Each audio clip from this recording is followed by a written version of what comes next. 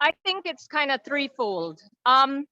The first is that the infrastructure isn't here. BL now has 3 charging stations, and I believe they're putting one in Orange Walk and one down by Dangriga, which will help with that. Because it is kind of a chicken and egg situation. Now, I charge at home, and with my vehicle, I could actually plug into my regular house outlet, my 110 outlet. It's just that it would take much longer, obviously, if I charge that way. So I just got my electrician to put in a 220 outlet outside, and so I'm fine. I don't have a special charging station. It's literally just a plug. But there is range anxiety that comes with having an EV, because if there's nowhere for you to charge, then you can't take a very long journey. There's also the concern about, well, what do you do when the battery fails? Because it is a battery powered car.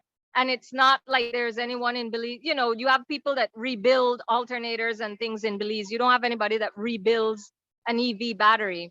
But really, the life on EV batteries is at least 10 years. My vehicle is an older model, and I have not had any problems with my EV to date.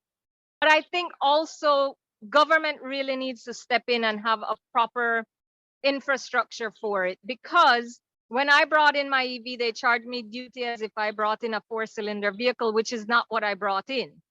But it's not clear cut in the law, or at least at the time it wasn't.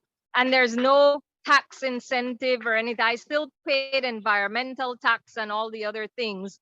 And so I do think the government needs to, it doesn't have to be much cheaper than bringing in another car. But if there is some benefit, but beyond that, it's easy and ahead of time, it's clear cut, the law is clear, all the people at customs know exactly what classification it is, there's no guesswork. I think that would really improve.